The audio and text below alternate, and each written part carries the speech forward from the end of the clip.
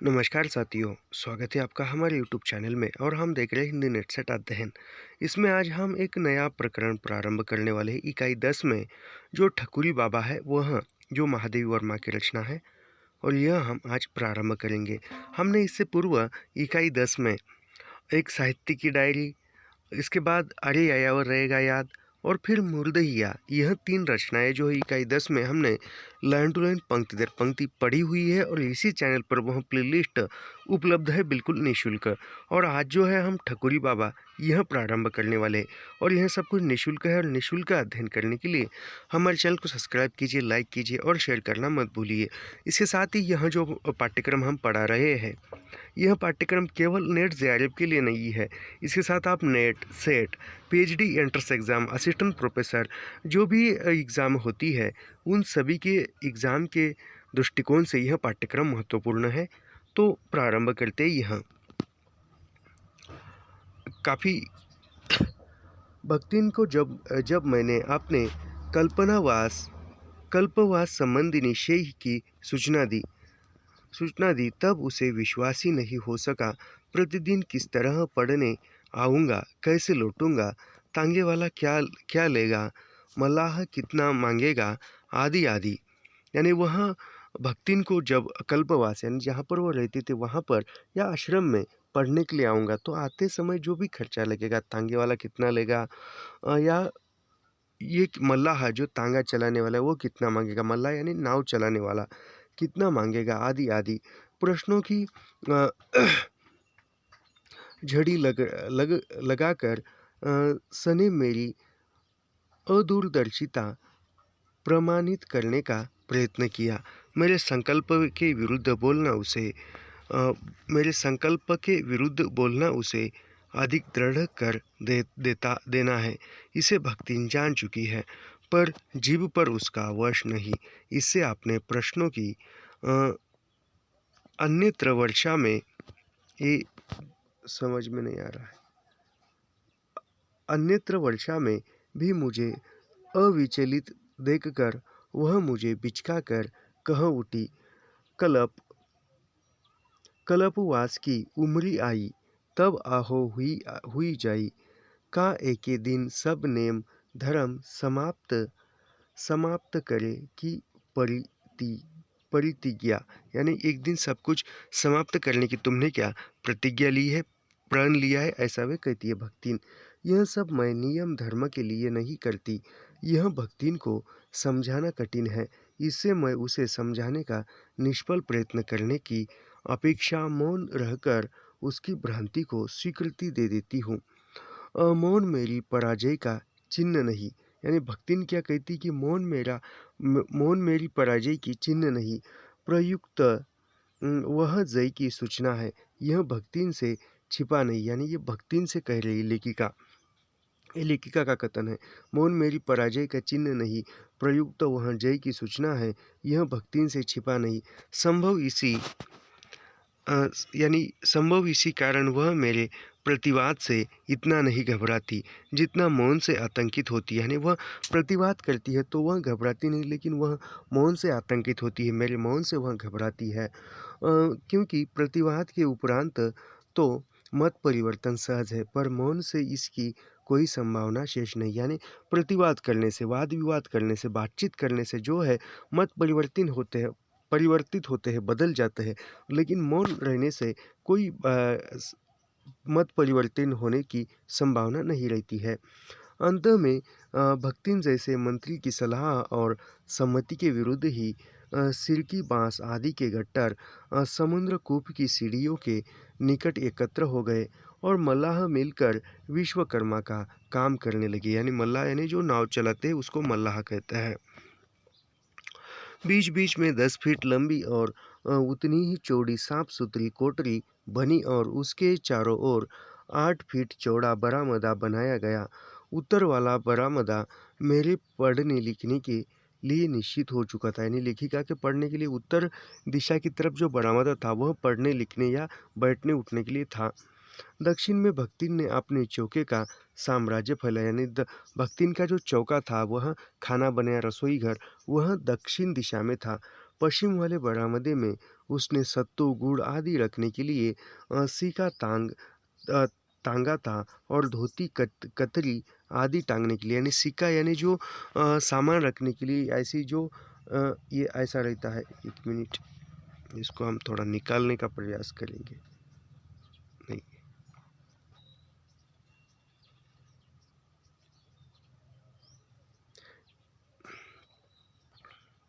ये ऐसा होता है जालीनुमा डो धागे का बना हुआ और इसको ऊपर लटकाया जाता है, उसको सिक्का कहते हैं। वो सामान रखने के लिए बनाया जाता था। तांगा और धोती कतरी आदि टांगने के लिए अलगनी बांधी कोठरी का द्वार जिसमें खुलता था, वह अभ्यागतों के लिए बैठखाना था। यानी अभ्यागतों यानी जो अध्ययन करने के लिए आते हैं उसके लिए बैठने का ठिकाना था। इस प्रकार सब बन चुकने पर भक्तिन का डांट और मेरी शीतल पाटो, उसकी धुंधली लालटेन और मेरा पीतल के दीवट में झिलमिलाने वाला दिया, उसकी राग जैसी बाल्टी और मेरी लपट जैसी चमकती हुई तांबे की कलसी, उसकी हल्दी, धनिया, आटा, दाल आदि को भौतिकता से भरी मटकियाँ और मेरे न जाने कब के पुरातन तथा सूक्ष्म ज्ञान से अपूर्ण संस्कृत ग्रंथ आदि से वह पर्णकुटी एकदम बन गई। यानी कलसी यानी जो पानी रखने का एक बड़ा सा बर्तन, एक यानी जो बड़ा सा भांडा होता है उससे छोटा बर्तन। तब भक्तिन का और मेरा कल्पवास आरंभ हुआ। हमारे आसपास और भी न जाने कितनी पर्णकुटियाँ थी, पर वे काम चलाऊ चलाऊ भर कही जाएगी। यानी काम चलाने के लिए उसके आसपास अनेक पर्णकुटियाँ थी। किसी समय इस कल्पवास का कितना महत्व रहा होगा, इसका अनुमान लगाने के लिए इसका आज का समारोह भी पर्याप्त है।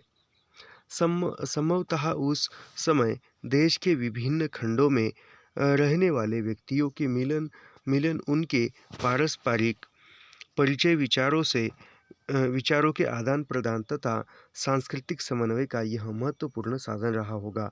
ये नदियाँ इस देश की रक्तवाहिनी शिराओं के समान जीवनदायक रही। ये याद रखिए, ये नदियाँ इस देश की रक्तवाहिनी, यानी जिस प्रकार शरीर में रक्तवाहिनियाँ जो रक्त का प्रवाहित करती है, उसी प्रकार ये पानी की जो नदियाँ है इस देश की रक्तवाहिनी का काम करती है। रक्तवाहिनी शिराओं के समान जीवनदायक रही है। यानी ये परीक्षा में पूछा जा सकता है, ये वाक्य दिया जाएगा और किस रचना का है पूछा जा सकता है। इससे इनके तट पर इस प्रकार के सम्मेलनों की स्थिति स्वाभाविक और अनिवार्य हो गई हो तो आश्चर्य नहीं। आज इस संबंध में क्या और क्यों क्यों तो हम भूल चुके हैं, पर बिना जाने लीक पीटना धर्म बन गया है। यानी बिना जाने उस लीक पर चलना, किसी नियम पर चलना, यह ये आज का धर्म बन गया है। उसके बारे में हम कुछ जानते नहीं है फिर भी।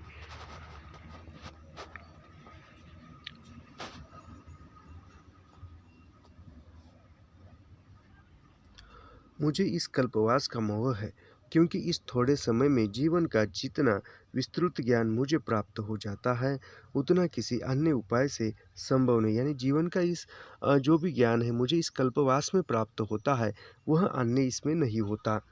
अ, और जीवन के संबंध में निरंतर जिज्ञासा मेरे स्वभाव का अंग बन गई। यानी जीवन के संबंध में निरंतर जिज्ञासा, कुछ नया खोजना, कुछ नया पाना, कुछ नए तरीके से जीवन जीना, यह जिज्ञासा एक लेखिका का स्वभाव है।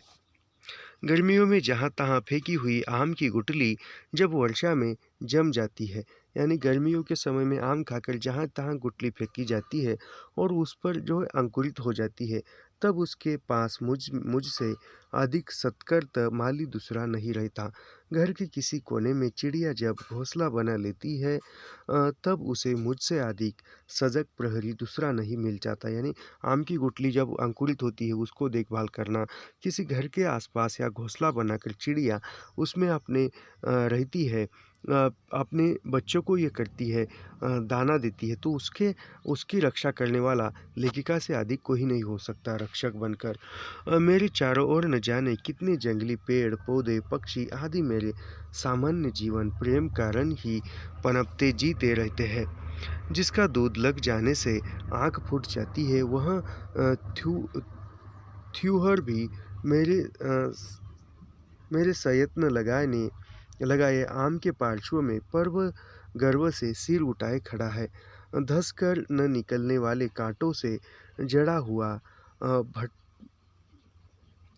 भटकटैया भटकटैया सुनहले रेशम के लच्छों में ढके और उजले कोमल मोतियों से जड़े मक्का के भुट्टे के निकट आदिसार आसान जमा लेता है।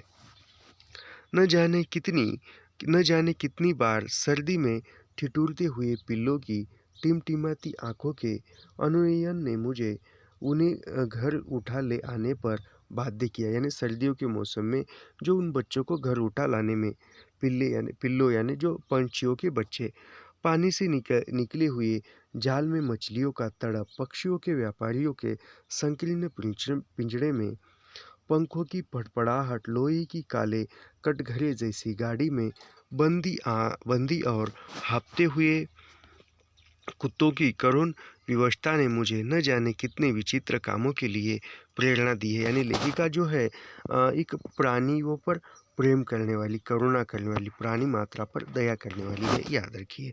ये ऐसे ही उसमें एक सोना नामक एक रेखा चित्र है जो हिरण के इस पर था, बहुत अच्छा है महादेवी वर्मा का। ऐसा सनक व्यक्ति मनुष्य जीवन के प्रति निर्मोही हो तो आश्चर्य की बात होगी, पर उसकी सुख दुख, जीवन मृत्यु आदि के संबंध में बहुत कुछ जानने की इच्छा का सीमातीत हो जाना स्वाभाविक है। मेरी इस स्वाभाविकता का अस्वाभाविक भार भक्तिन ही को उठाना पड़ता है। घोंसले से गिरे हुए कूड़े करकट को फेंकने के उपरांत पवित्र होकर वह सूर्य को अर्घ देने खड़ी हुई कि पिल्लों ने आंगन गंदा कर दिया, उसे भी धोने के उपरांत फिर स्नान करके वह शिवजी पर जल चढ़ाने चली कि भिखारिन को सत्तू गुड़ देने का आदेश हुआ। वह इस कर्तव्य को भी पूरा करने के उपरांत नाक बंद कर जप करने लगी कि मैं किसी बीमार को देखने जाने के लिए प्रस्तुत हो उसे पुकारने लगी, यानी भक्तिन को। जीवन की ऐसी अव्यवस्था में भी वह उलझना देना नहीं जानती। हाँ, कभी कभी ओट सिकोड़ कर गंभीरता का अभिप्राय करती हुई वह कह बैठती है, काई विद्या का कौनियो इम थान नाही बा, होत तो कमहु बुढ़ोती माँ, एक तो 60 फीट पाय जाइत और का। अपनी कर्तव्य परायणता के लिए सर्टिफिकेट न पा सकने पर भी भक्तिन उसका महत्व जानती है। इसी कारण साधारण सी बीमारी में भी चिंतित हो उठती है। हम मर जाब तो इनकर का होई, कौन बताई खिलाई, कौन इनकर ये अजायब घर देखी सुनी। ये भक्तिन कहती है, हम मर जाए तो इसकी देखभाल कौन करेगा। भक्तिन को मृत्यु की चिंता करते करते मेरे अजायब घर की व्यवस्था के लिए उद्विग्न देखकर किसे हंसी नहीं आवेगी। धर्म में अखंड विश्वास होने के कारण भक्तिन के निकट कल्पवास बहुत महत्वपूर्ण है। पर वह जानती है कि मेरी भानुमति का कुनबा जोड़ने की प्रवृत्ति उसे मोह माया के बंधन तोड़ने का अवकाश न देगी। गांव के मेले से लेकर कल्पवास तक सब मेरे लिए पाठशाला है। यानी गांव के मेले से लेकर कल्पवास तक जो भी है वह लेखिका के लिए पाठशाला है। पर इसमें मैं मोह बढ़ाना सिखाती हूँ, विराग साधन नहीं। संक्रांति के एक दिन पहले संध्या समय जब मैं योग दर्शन खोल कर बैठी, तब बिरल बदली या बिजली के तार में गूंथ कर सघन होने लगी। भक्तिन ने चूल्हा सुलगाया ही था कि ग्रामीण यात्रियों का एक दल उस ओर के बरामदे के भीतर आ घुसा। मेरे लिए परम अनुगत भक्तिन संसार के लिए कठोर प्रतिद्वंद्वी है। वह भला इस आकस्मिक चढ़ाई को क्यों क्षमा कर लेगी। यानी अचानक कोई आ थमेगा तो वो ये उद्रेक हो ही जाता है। आंधी के वेग के साथ जब वह चौके से निकलकर ऐसे अवसरों के लिए सुरक्षित शब्दवांगों का लाघव दिखाने लगी, तब तो मेरा शीतल पाटी का सिंहासन भी डोल गया। उठकर देखा, एक वृद्ध के नेतृत्व में बालक, प्रौढ़, स्त्री, पुरुष आदि की सम्मिश्र भीड़ लगी थी। यानी बालक, स्त्री, पुरुष सब थे। गठरी मोटरी, बर्तन, हुक्का चिलम, चटाई पिटारा, लोटा डोर, सब गृहस्थी लादे लादे लादे फांदे। यह आमंत्रित, अनियम अनिमंत्रित यानी बुलाया नहीं गया था।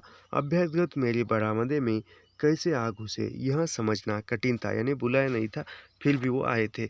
मुझे देखकर जब भक्तिन की उग्र मुद्रा में अपराधी की रेखाएं उभरने लगी और उसका कड़कड़ाता स्वर एक हल्की कंपन में खो गया, तब संभवतः अभ्यागतों को समझते देर नहीं लगी कि मैं ही उस फूस सिकरी के प्रसाद की एक छत्र स्वामिनी हूँ। यानी एक छत्र मैं ही इसकी घर की मालकिन हूँ। स्वामिनी यानी मालकिन।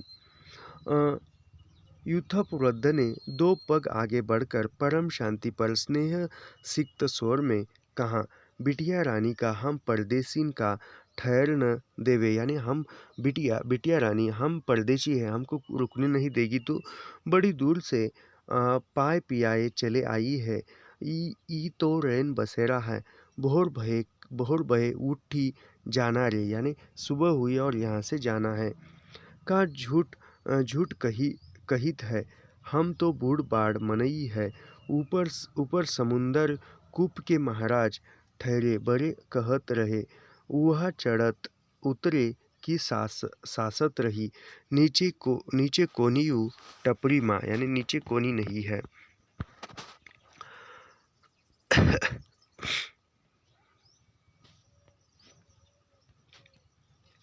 तिल घरे का ठिकाना नहीं बा। अब दिया बाती की बिरिया कहाँ जाई कसत करी। यानी अब रात होने वाली है और अब हम कहाँ जाए। वृद्ध के कंठस्थ और उसके कथन की आत्मीयता ने मुझे बलवत आकर्षित कर दिया। भक्तिन की दृष्टि में अस्वीकार के अक्षर बढ़कर भी मैंने उसे अनदेखा करते हुए कहा, आप यही ठहरे बाबा, मेरे लिए तो यह कोठरी ही काफ़ी है।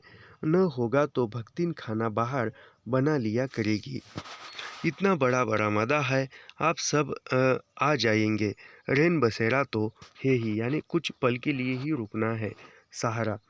फिर जब मैं अपनी पुस्तकें और शीतल पाटी लेकर भीतर आ गई तथा दिया जलाकर पढ़ने बैठी, तब वे अपने रहने की व्यवस्था करने लगे। जो यात्री थे वहाँ।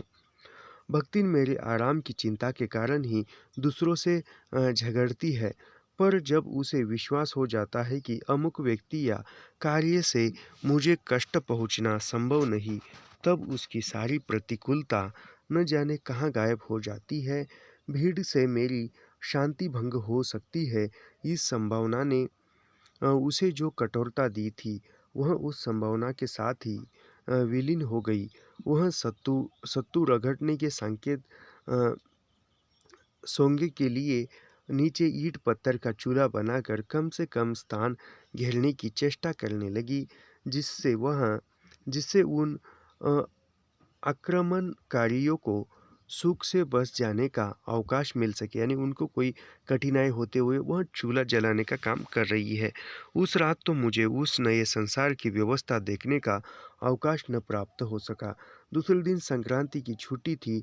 मुझ में इतनी आधुनिकता नहीं कि स्नान करूं और इतनी पुरातनता भी नहीं कि भीड़ के धक्का मक्के में स्नान का पुण्य लूटने जाऊं। सो मैं मुँह अंधेरे की ही भक्तिन को जगाकर कोहरे के भारी आवरण के नीचे करवट बदल कर अपने अस्तित्व का पता लेने वाली गंगा की ओर चली।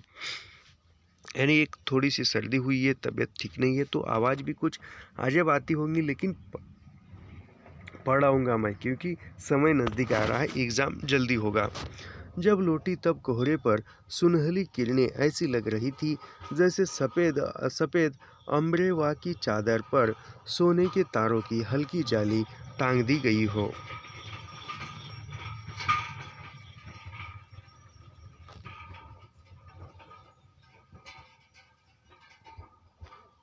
समुद्रकूप की सीढ़ियों के दक्षिण ओर बनी हुई मेरी बड़ी पर कोलाहल शून्य पर्णकुटी आज पहचानी ही नहीं जाती थी।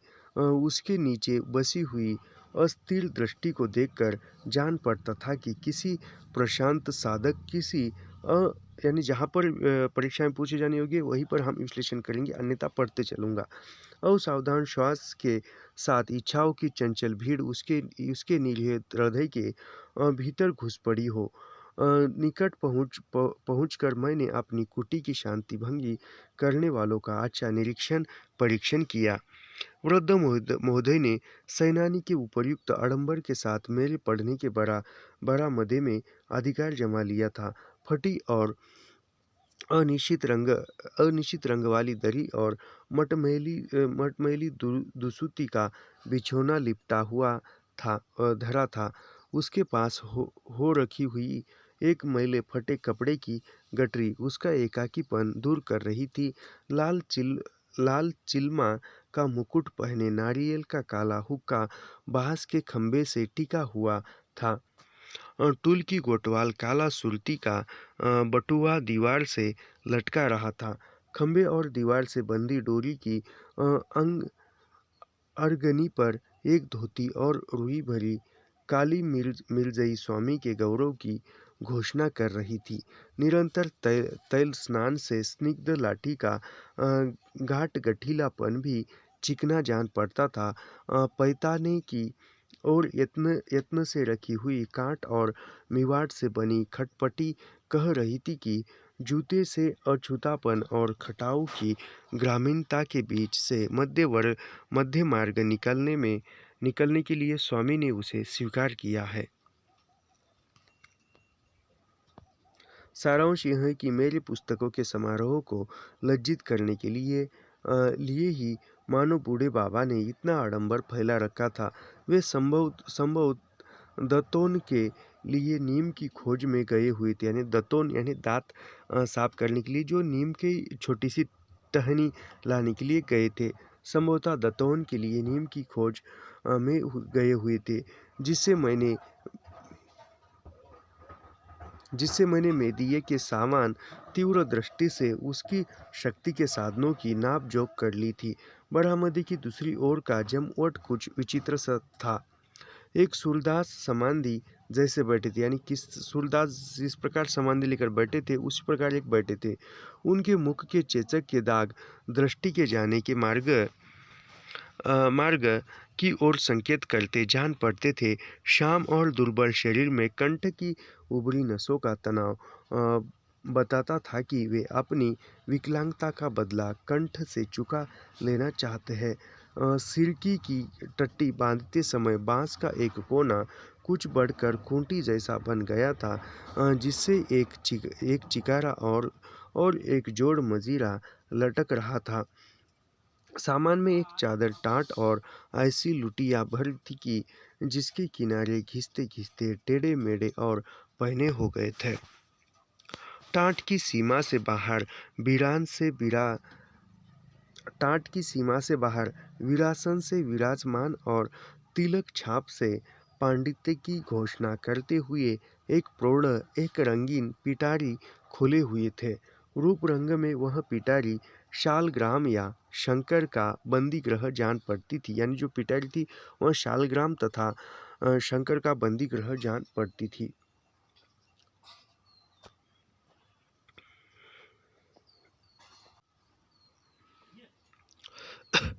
बंदी ग्रह जान पड़ती थी और संभवतः देवता का भार हल्का करने के लिए ही वे उन पर लदे चंदन घिसने के पत्थर और चंदन की आधी घिसी मुठ्ठियाँ बाहर निकाल रहे थे।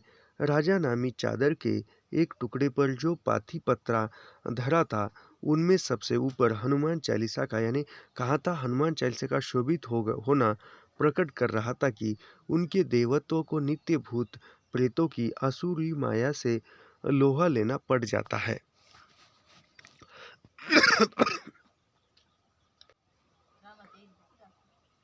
कुटलो होते कि टाट का एक कूट दबाकर टंटी वालू में बैठने का कष्ट भूलने का प्रयत्न करते हुए दो किशोर बालक अनेक छेदों से चित्रित कर एक काली कमली में सिकुड़े बैठे थे। उनमें एक की दृष्टि छप्पर से लटकती हुई संभवतः सत्तू गुड़ जैसे मिठानों की गठरी को हिप्नोटाइज कर रही थी, यानी देख रही थी, एकाग्रता से वो आकर्षित कर रही थी। और दूसरा चकित के समान पंडित के क्रियाकलाप का तत्व समझने में लगा हुआ था।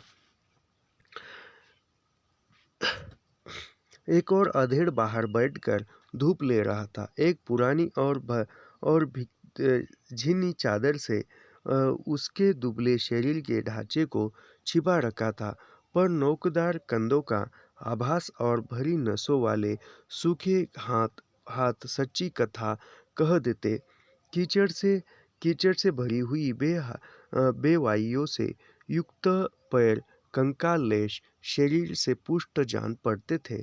मुख पर झुर्रियों के अक्षरों में भाग्य ने अनाड़ी बालक के समान इतना लिखा था कि अब उसका तात्पर्य पढ़ना कठिन था।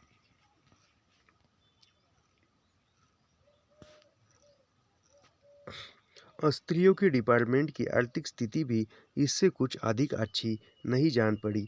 बड़ी सी गठरी के सहारे दो वृद्धाएं सुमिरनी के लिए ठंडी जमीन पर बैठी थी, जिसमें एक ऊँघ रही थी, यानी एक नींद आ रही थी एक को, और दूसरी अपने आसपास बसी दृष्टि के प्रति आवश्यक चौकन्नी लगती थी। ऊँघने वाली के पैरों में कसे हुए गोल चिकने कड़े और हाथ में चांदी की एक एक चपटी चूड़ी, यानी जो ऊँघ रही थी, सो रही थी, सोने वाली थी, उसके पास क्या था, कौन से ऊँघने वाली के पैरों में, यानी पैरों में क्या था, गोल चिकने और हाथ में चांदी के चपटे कड़े चूड़ी थी। याद रखिए, चूड़ी उनके मुंड के भीतर छिपकर बनी हुई श्रृंगार प्रियता का पता देते थे। दूसरे के गले में बंधे काले डोर में पिरोए हुए रुद्राक्ष थे, यानी दूसरे जो चौकन्नी बैठी थी देख रही थी, उसके गले में जो धागे में काले धागे में पिरोए हुए रुद्राक्ष मणि थे। बड़े बड़े मणि के स्त्री की आभूषण परंपरा का पालन मात्र जान पड़ते थे, यानी जो बड़े बड़े जो रुद्राक्ष थे वह आभूषण परंपरा का पालन कर रहे थे। एक की आंखें मांडे से वो धुंधली नाक टूटी पर झुकी हुई और मुख के भाव में एक करुण उदासीनता थी, पर कानों को धोती से बाहर निकालते और ओठों को खोलती बंद करती हुई दूसरी अपनी छोटी काली आंखों को घुमाकर तथा छोटी नाक के गोल नथनों को फुलाकर मानो चारों ओर बिखरे हुए रूप रस गंध शब्द की खोज खबर ले रही थी। निकट ही रखा एक बड़ा काशी फल, यानी कौन सा फल रखा था, काशी फल रखा था, जो एक बड़ा सा रहता है भोपले की तरह, एक ऐसा एक बड़ा रहता है, उसको काशी फल कहते हैं। काशी फल और उससे टिका हुआ हसिया दोनों विरागी हृदयों का भोजन के प्रति राग प्रकट कर रहा था, और ऊपर छप्पर से बंधी रस्सी की फांसी में झूलती हुई काली घी की हंडिया अपने चमकदार चिकनेपन से उन दोनों के बाह्य रूखेपन का विरोध कर रही थी। सफ़ेद बूटेदार काली पुरानी धोती पहने हुए जो अधेड़ स्त्री कोने में लोटे से खोली हुई डोर की अरगनी बांधने में व्यस्त थी, उसे मैं नहीं देख सकी, पर अरगनी पर गुदड़ी बाजार लगाने के लिए जो फटे पुराने कपड़े संभाले खड़ी थी, उसने मेरे एक मिनट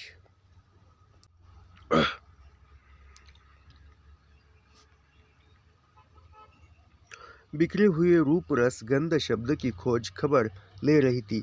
निकट ही रखा एक बड़ा काशी फल और उससे टिका हुआ हसिया दोनों विरागी हृदयों का भोजन के प्रति राग प्रकट कर रहा था, और ऊपर छप्पर से बंदी रस्सी की फांसी में झूलती हुई काली घी की हंडिया, यानी काले एक मिट्टी की हंडी थी और उसका रंग काला था और उसमें घी था, चमकदार चिकनेपन से उन दोनों के बाह्य रूखेपन का विरोध कर रही थी।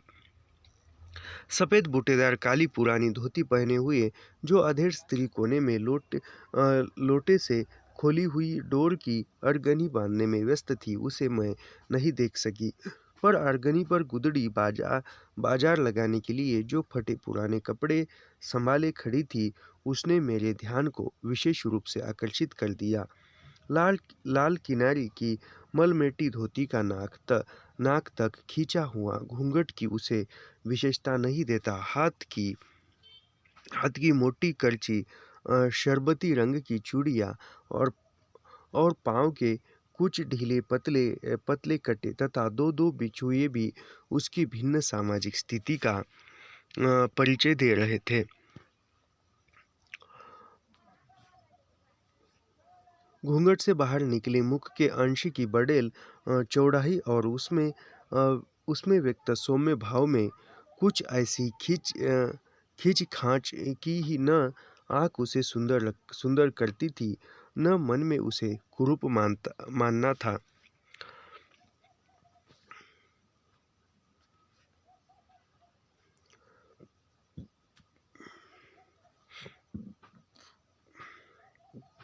उसके एक और दो सावली किशोरियाँ बड़े पिटारे पर न जाने क्या क्या खोज रही थी। यानी दो किशोरियाँ युवतियाँ जो थी वहाँ क्या कुछ तो वहाँ पर पिटारे पर खोज रही थी।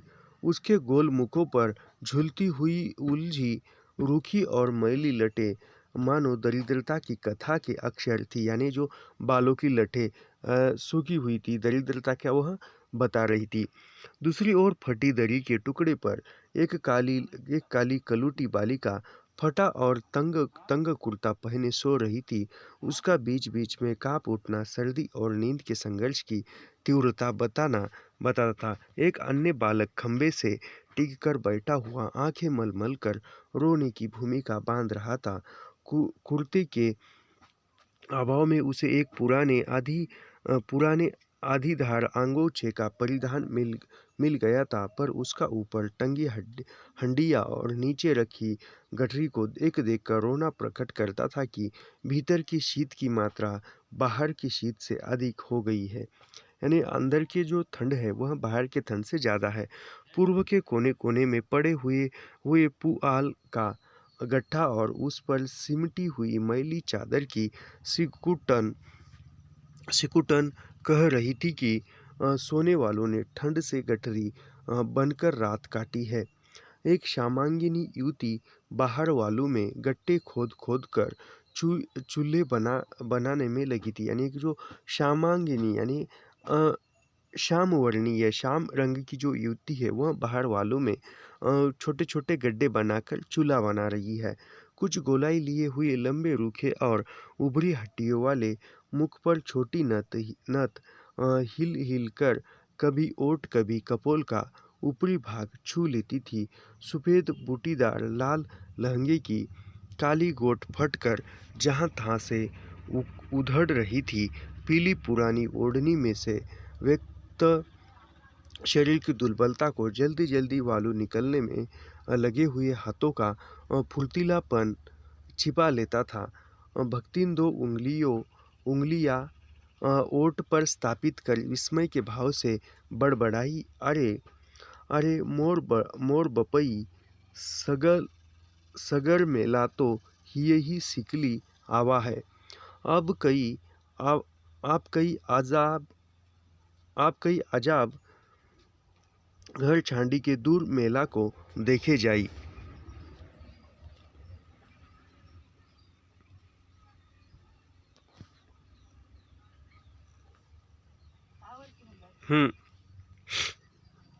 उस पर एक क्रोधापूर्ण दृष्टि डालकर मैं अभ्यर्थनों से संभाषण का बहाना सोच रही थी कि घूंघट वाली के सहज स्वर ने मुझे चौंका दिया।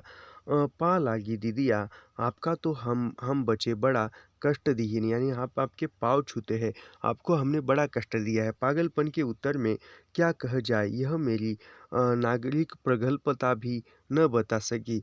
इससे मैंने नहीं कष्ट काहे का, जगह की कमी से आप ही लोगों को तकलीफ हुई। यानी वो कहने लगी लेखिका कि जगह के कमी से आपको ही तकलीफ होगी, कहकर शिष्टाचार की परंपरा जैसे पालन किया। फिर मैं अपनी कोठरी की व्यवस्था में लग गई और भक्तिन मोटे चावल और मूंग की दाल की खिचड़ी मिलाकर भक्तिन क्या कर रही थी, मोटे चावल और मूंग की दाल की खिचड़ी मिलाकर और काले तिल के लड्डू लेकर दान परंपरा की रक्षा करने गई। वहां से लौटकर उसने खिचड़ी चढ़ाई। खाने के समय भक्तिन को करना मुझे अच्छा लगता है, क्योंकि इसके अतिरिक्त खाने के समय दिक करना वह लेखिका को भक्तिन को अच्छा लगता है। खाने के समय भक्तिन को दिक करना मुझे अच्छा लगता है, क्योंकि इसके अतिरिक्त और किसी भी अवसर पर वह मेरी खुशामद नहीं कर सकती। सिर्फ खाने के लिए ही भक्तिन लेखिका की खुशामद कब करती है? केवल खाने के समय करती है, बाकी नहीं। उल्टे 10-5 सुनाने को कमर कस से प्रस्तुत रहती है, खाने के लिए कुछ सुना भी देती है, गुस्सा भी करती है। गुड़ में बंधे काले तिल के लड्डू गुड़ से बंधे काले तिल के लड्डू बहुत मीठे होने के कारण मैं नहीं खाती। इसलिए भक्तिन भक्तिन मेरे निकट मोदक समर्पयामि का अनुष्ठान पूरा करने के लिए सफ़ेद तिल धो कूट कर और थोड़ी चीनी मिलाकर लड्डू बना लेती है। लेखिका जो है काले तिल और गुड़ के लड्डू वह ज़्यादा मीठे होने से नहीं खाती, तो भक्तिन जो है लेखिका के लिए सफ़ेद तिल धोकर उसको कूट कर चीनी मिलाकर लड्डू बना लेती है। इस बार कल्पवास की गड़बड़ी में भक्तिन घर के देवता से अधिक महत्व बाहर के देवताओं को दे बैठी। मेले में देवताओं का 3 से 33 कोटि हो जाना, मेले में देवताओं का 3 से 33 कोटि हो जाना स्वाभाविक हो गया। अंत भक्तिन के लिए भी कुछ नहीं बच सका। भक्तिन के लिए भी कुछ नहीं बच सका। घर की यह स्थिति भाप कर ही मुझे कौतुक सूझा और मैंने बहुत गंभीर मुद्रा के साथ कहा, मेरे लिए लड्डू लाओ। किंतु भक्तिन की उग्रता देखने का सुख मिलने के पहले ही कल का परिचित कंठस्वर सुन पड़ा। बिटिया रानी का हमहू आय सकित है। मैं तो छूत पाक मानती ही नहीं। और भक्तिन अपनी बटलोई सहित कोयले की मोटी रेखा के भीतर सुरक्षित थी।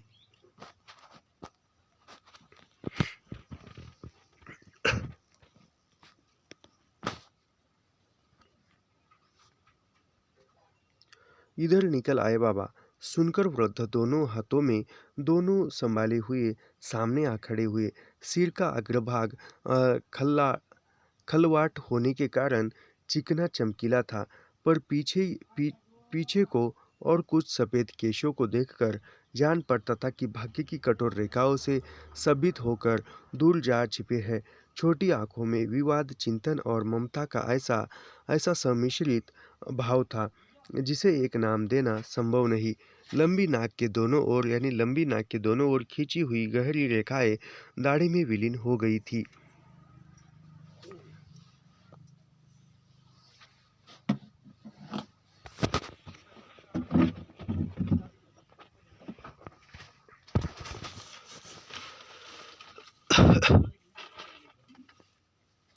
ओठों में व्यक्त भावुकता को विरल मूछें छिपा लेती थी और मुख की असाधारण चौड़ाई को दाढ़ी ने असाधारणता ने दे डाली थी।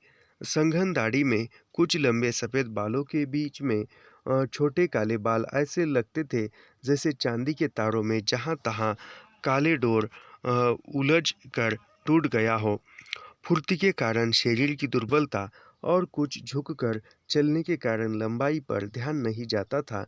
नंगे पांव और घुटनों तक ऊंची धोती पहनने जो मूर्ति सामने थी, वह साधारण ग्रामीण वृद्ध से अधिक विशेषता नहीं रखती थी।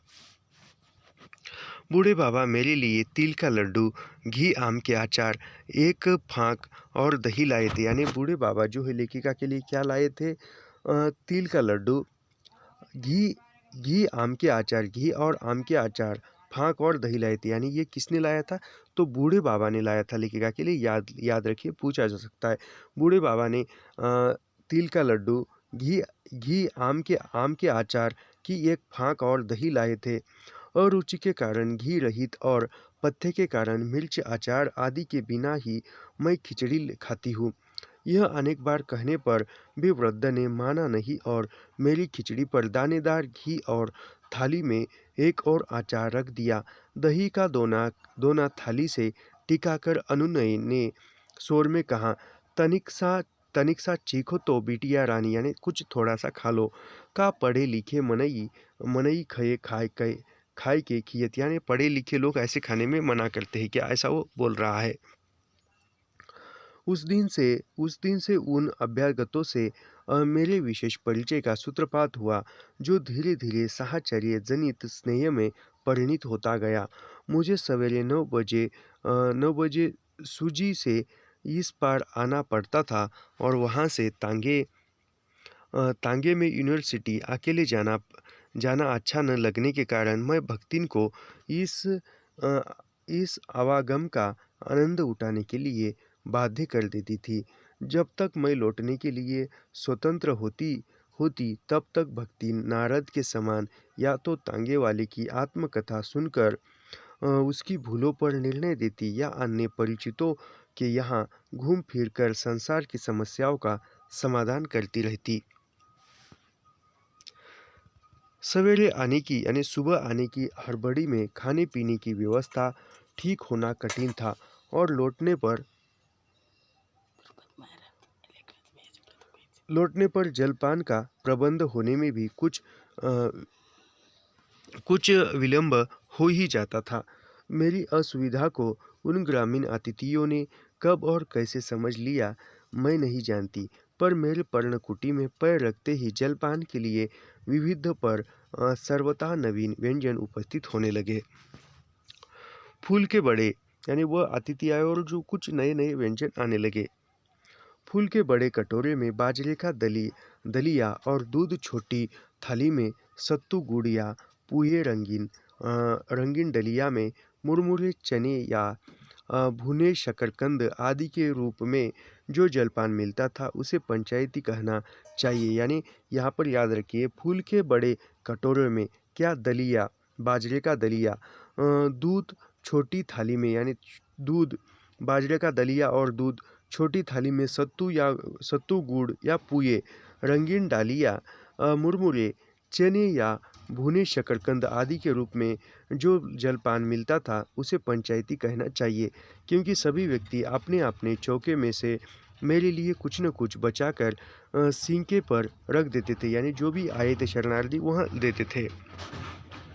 एक साथ इतना सब खाने के लिए मुझे जीवन की ममता छोड़नी होगी, यह बार बार समझाने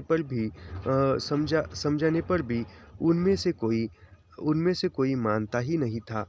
का दीदिया, यानी वो कहते थे, मना कर दिया तो कहते, का दीदिया इन चकिए बिटिया रानी, छुई भर देती तो हमार जीरा सियाय जात। दीदिया जीभ पे तनिक धर लेती तो सब अकारत न जात, यानी जीभ थोड़ा सा खा ली तो कोई अकारण नहीं होगा। आदि अनुरोधों को सुनकर, यानी सभी के अनुरोधों को सुनकर यह निश्चय करना कठिन हो जाता था कि किसे अस्वीकृति के योग्य समझा जाए, यानी किसको मैं न खाऊं, ऐसा अस्वीकार करने को ये हो जाता था। निरुपाय चना गुड़ से लेकर बाजरे के पुए तक सब प्रकार के ग्रामीण व्यंजनों से मेरी शरारती रुचि का संकोच होने लगा। जलपान के समारोह के उपरांत वे सब संध्या स्नान, गंगा में दीपदान आदि के लिए तट पर जाते और मैं उत्सुक और जिज्ञासु दर्शक के समान उनका अनुसरण करती।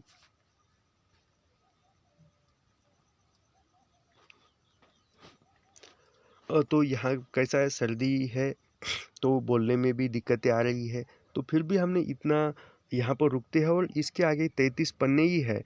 13 पन्ने हो चुके हैं हमारे और कुल 33 पन्ने हैं, तो बाकी की इसमें हम इसको पूरा करेंगे। तो यह सब कुछ निःशुल्क है। निःशुल्क अध्ययन करने के लिए हमारे चैनल को सब्सक्राइब कीजिए, लाइक कीजिए और शेयर करना मत भूलिए। मिलते हैं नेक्स्ट वीडियो में। धन्यवाद।